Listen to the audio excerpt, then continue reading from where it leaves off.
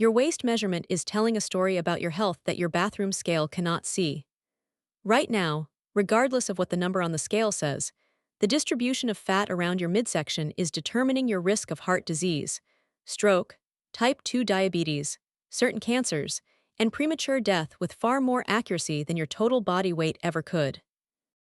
You could be within the normal weight range, according to BMI charts, and still be at significant health risk if your waist circumference is elevated. Conversely, you could be classified as overweight by those same charts, but have minimal health risk if your waist measurement is in the healthy range. What this means is that millions of people are focusing on the wrong metric. They are stepping on scales, tracking their weight obsessively, feeling discouraged when the number does not move, while completely ignoring the measurement that actually predicts whether they will develop the diseases that kill most people in the developed world. The critical distinction is between subcutaneous fat, which sits just under the skin and is relatively harmless, and visceral fat, which accumulates around your internal organs and drives metabolic dysfunction, inflammation, and disease. Your waist circumference is a proxy measure for visceral fat. Your total body weight is not. This is why waist size predicts lifespan and health outcomes far more accurately than weight or BMI. And it is why understanding and monitoring your waist measurement should be a higher priority than tracking your weight. Hi, I am Dr. Alex. I am an emergency medicine doctor, and after nearly 10 years working in A&E, I have treated thousands of patients with obesity-related conditions. What has become strikingly clear is that body weight alone tells you very little about metabolic health. I have seen patients who are technically obese according to BMI but have excellent metabolic markers, normal blood pressure, normal cholesterol, and no sign of insulin resistance. I have also seen patients who are normal weight or only slightly overweight but who are metabolically unhealthy, with high blood pressure, elevated blood sugar, fatty liver disease, and significant cardiovascular risk. The difference between these two groups is almost always visceral fat distribution. The metabolically healthy obese individuals carry their weight in subcutaneous fat, primarily in the hips and thighs. The metabolically unhealthy normal weight individuals carry their weight as visceral fat around their organs. When you understand this distinction, it changes how you think about health, weight loss, and disease prevention. My goal is to help you understand why waist circumference matters more than weight and what you can do about it. Now, before we continue, I want to make you a promise. I am going to give you the most thorough, evidence-based explanation of why visceral fat is so dangerous and why waist measurement is the metric you should be monitoring. Everything I share is based on current medical research, not diet industry marketing or weight loss trends. What I ask in return is simple. If you want to understand what actually determines your health risk rather than chasing arbitrary weight goals, hit the subscribe button right now. This channel is dedicated to giving you information that your doctor probably does not have time to explain in a 10-minute appointment. If you watch this entire video and you have not learned something genuinely important, you can unsubscribe. No hard feelings. But if you give me your attention, I will give you everything I have learned from over a decade in medicine about protecting your metabolic health. So please, subscribe now to help this channel reach more people who need this information. Let us talk about why waist size matters so much. To understand why waist circumference predicts health outcomes better than weight, you need to understand where fat is stored in the body and what different types of fat actually do. Fat tissue is not a passive storage depot. It is an active endocrine organ that produces hormones, inflammatory molecules, and signaling proteins that affect metabolism throughout your body. But different fat deposits have very different metabolic effects. Subcutaneous fat is the fat you can pinch. It sits just beneath the skin, primarily in the hips, thighs, buttocks, and arms. This fat is relatively metabolically inert. It stores energy, provides insulation, and produces some hormones, particularly leptin, which regulates appetite and energy balance. But subcutaneous fat does not significantly increase disease risk. In fact, some research suggests that lower body subcutaneous fat may actually be protective against metabolic disease. People who carry their weight in their hips and thighs, the so-called pear shape, tend to have better metabolic health than people who carry weight in their abdomen, even when total body weight is the same. Visceral fat is completely different. This fat accumulates deep in your abdomen, surrounding your liver, pancreas, intestines, and other organs. You cannot pinch visceral fat. You cannot see it directly, but you can estimate how much you have by measuring your waist circumference. Visceral fat is metabolically active in ways that are profoundly harmful. It produces inflammatory cytokines, including interleukin 6 and tumor necrosis factor alpha, which drives systemic inflammation throughout the body. It releases free fatty acids directly into the portal vein that goes to your liver, which causes fatty liver disease and hepatic insulin resistance. It produces hormones that interfere with insulin signaling, leading to insulin resistance in muscle and fat tissue.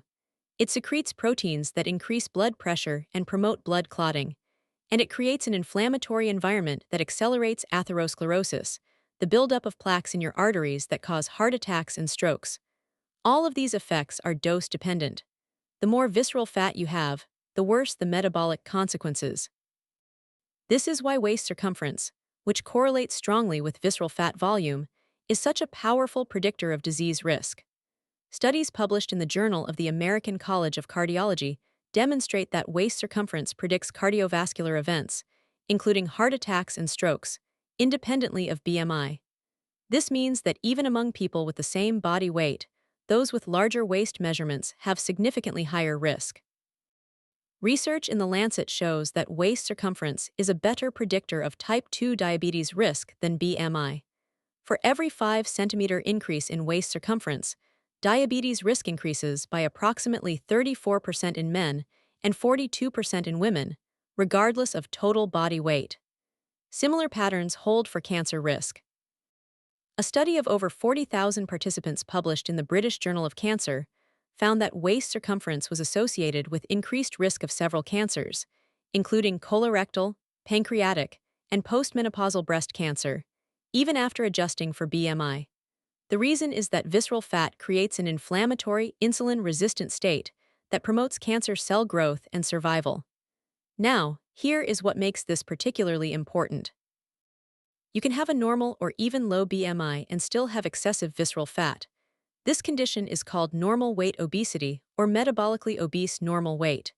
These individuals have low muscle mass and high body fat percentage, with the fat concentrated viscerally. They look thin or normal weight.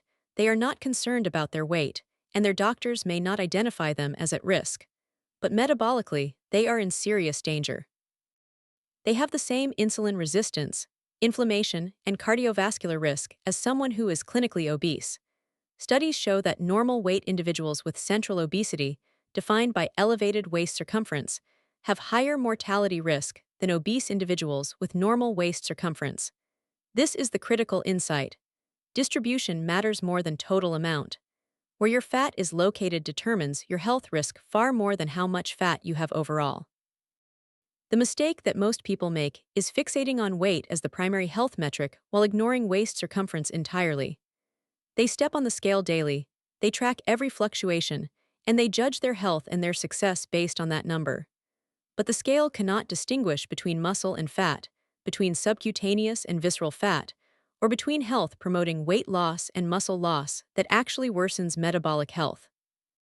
Someone can lose significant weight through extreme calorie restriction or excessive cardio and still have elevated waist circumference because they have lost muscle mass but not visceral fat.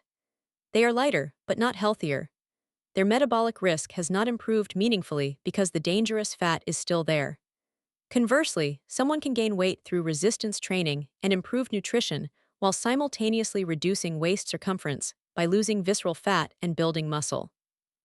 They are heavier on the scale but dramatically healthier metabolically.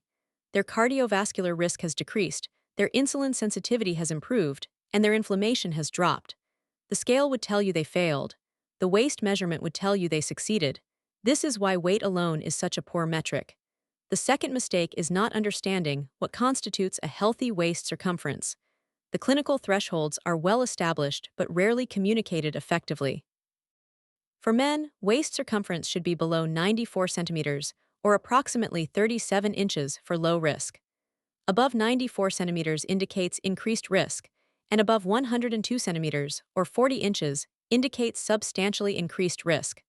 For women, waist circumference should be below 80 centimeters, or approximately 31.5 inches for low risk.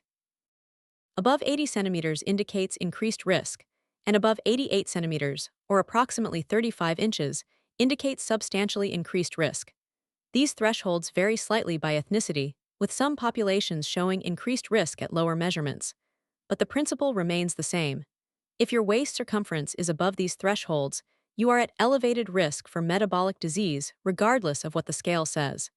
The third mistake is measuring waist circumference incorrectly. Most people measure at the wrong location or measure over clothing, which gives inaccurate results.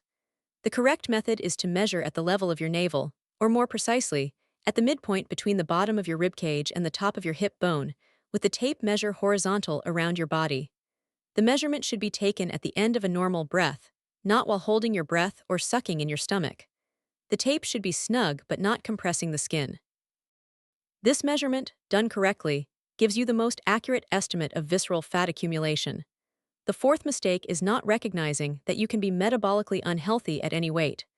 The focus on obesity as a disease state has obscured the fact that metabolic dysfunction occurs across the weight spectrum. Thin people can have insulin resistance, fatty liver disease, and high cardiovascular risk if they have visceral fat accumulation and low muscle mass. These individuals are often missed because they do not fit the stereotype of someone at metabolic risk. They are not screened appropriately, they do not receive interventions, and they progress to disease without ever realizing they were at risk. The fifth mistake is believing that weight loss alone, without attention to body composition, will solve metabolic problems. Losing weight through severe calorie restriction, liquid diets, or excessive cardiovascular exercise often results in loss of both fat and muscle. If the proportion of visceral fat lost is not substantial, metabolic health may improve only minimally despite significant weight reduction. This is why crash diets so often fail to produce lasting health improvements. The weight comes back, and when it does, it often comes back as fat, including visceral fat, while muscle mass is not recovered. The person ends up heavier and metabolically worse than before they started. So what should you do differently? The approach that actually works targets visceral fat specifically rather than total body weight. The first step is to measure your waist circumference correctly and use that as your primary metric for tracking progress. Weigh yourself if you want, but do not obsess over the number. Focus on waist measurement because that is what predicts your health outcomes. If your waist circumference is above the healthy threshold, your goal should be to reduce it to within the healthy range, regardless of what happens to your total body weight. The second step is resistance training at least 2 to 3 times per week. Resistance training builds muscle mass, which is metabolically protective. Muscle tissue is insulin sensitive, meaning it helps regulate blood sugar. It also burns calories at rest, which helps create the caloric deficit needed to lose fat. But most importantly for visceral fat reduction, resistance training appears to preferentially reduce visceral fat compared to subcutaneous fat. Studies published in Obesity show that people who engage in resistance training lose significantly more visceral fat than those who only do cardiovascular exercise, even when total weight loss is similar. This is because resistance training improves insulin sensitivity and reduces systemic inflammation, both of which help mobilize visceral fat stores. The third step is to prioritize protein intake to preserve and build muscle while losing fat. Aim for at least 1.2 to 1.6 grams of protein per kilogram of body weight daily. High protein intake supports muscle protein synthesis, increases satiety, and has a higher thermic effect than carbohydrates or fats, meaning your body burns more calories digesting it. Research shows that high-protein diets lead to greater loss of visceral fat and better preservation of lean mass during weight loss compared to lower protein approaches. The fourth step is to reduce refined carbohydrates and sugar, particularly fructose. As discussed in previous videos, excess dietary sugar drives visceral fat accumulation through de novo lipogenesis in the liver. Cutting out sugary drinks, reducing processed foods, and minimizing refined carbohydrates has been shown in multiple studies to specifically reduce visceral fat.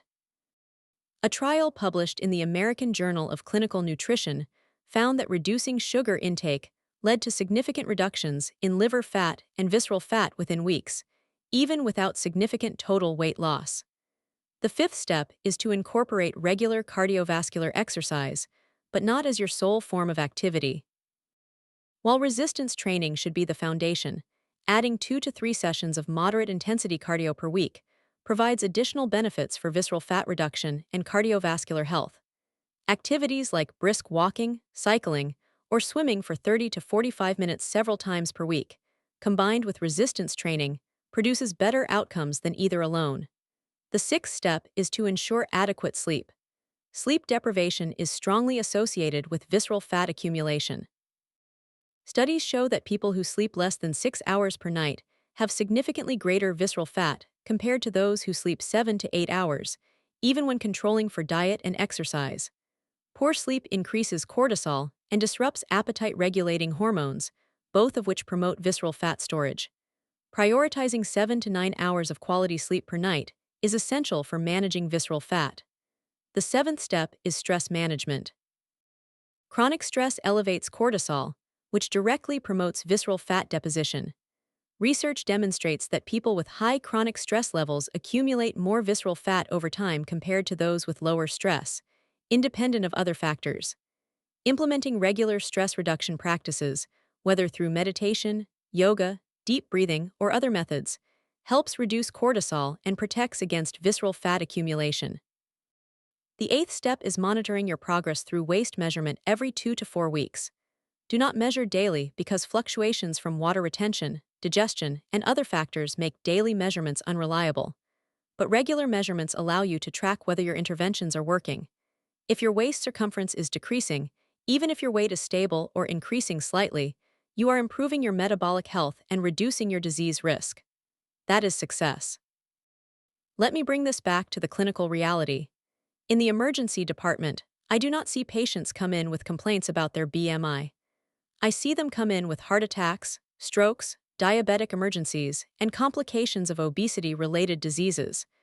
And when I review their medical history, almost universally, they have elevated waist circumference and central obesity. Their visceral fat has been driving metabolic dysfunction for years or decades, creating the conditions that led to the acute event that brought them to me. What is particularly tragic is that many of these patients had normal or near normal weight earlier in life and never considered themselves at significant health risk. They did not fit the image of someone who needed to worry about heart disease or diabetes. They were not told to measure their waist circumference or to focus on body composition rather than weight. By the time the disease manifested, years of visceral fat accumulation had already done its damage. The interventions I have outlined are not theoretical. They are evidence-based approaches that consistently reduce visceral fat, improve metabolic markers, and reduce disease risk when implemented properly. They work because they target the actual problem, which is visceral fat and metabolic dysfunction, rather than the proxy measure of total body weight. Here is the bigger picture. We have spent decades telling people that weight is what matters for health. We have created a culture of weight obsession where people judge themselves and others based on a number on a scale. We have medicalized obesity as a disease defined by BMI thresholds.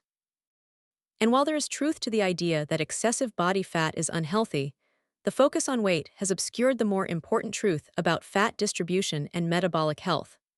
The result is that people who are healthy despite being heavy are stigmatized and pressured to lose weight that their bodies do not need to lose. Meanwhile, people who are unhealthy despite being normal weight are reassured that they are fine and do not need to make changes. Both groups are being poorly served by a metric that does not actually predict health outcomes well. Waist circumference is not a perfect metric. It is a proxy measure that correlates with visceral fat but does not measure it directly. More sophisticated measures exist, including CT scans, MRI, and DEXA scans that can quantify visceral fat precisely. But these are expensive, not widely available, and not practical for routine monitoring.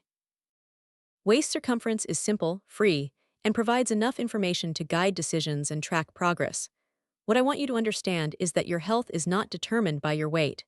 It is determined by your metabolic function, your inflammation status, your insulin sensitivity, and your cardiovascular health. All of these are influenced far more by fat distribution than by total fat mass. Focusing on waist circumference rather than weight shifts your attention to what actually matters. It allows you to set realistic, health-focused goals. and it prevents the metabolic damage that comes from obsessive weight loss attempts that sacrifice muscle and health for a lower number on the scale. So here is what I need you to do. First, if you found this information valuable, please subscribe to this channel right now. I am dedicated to creating content that challenges conventional health wisdom when that wisdom is not supported by evidence. The fixation on weight rather than body composition is one of the most pervasive and damaging myths in health culture, and I will continue providing the science that allows you to make better decisions. Second, measure your waist circumference correctly using the method I described. Do it now, before you finish watching this video. Write down the measurement. If it is above the healthy threshold for your sex, you have work to do regardless of what your scale says. If it is within the healthy range, you are doing something right metabolically even if your weight is higher than you would like. Third, shift your focus from weight to waist circumference as your primary health metric. Stop stepping on the scale daily. Instead, measure your waist every 2 to 4 weeks and use that to evaluate whether your health interventions are working. Fourth, implement the interventions I outlined, starting with resistance training and protein intake. These two changes alone will produce measurable improvements in body composition and visceral fat reduction over several months. Finally, share this information. Most people have never been told that waist circumference matters more than weight. By spreading this knowledge, you help others escape the weight obsession trap and focus on what actually protects their health. Thank you for watching, and I will see you in the next video.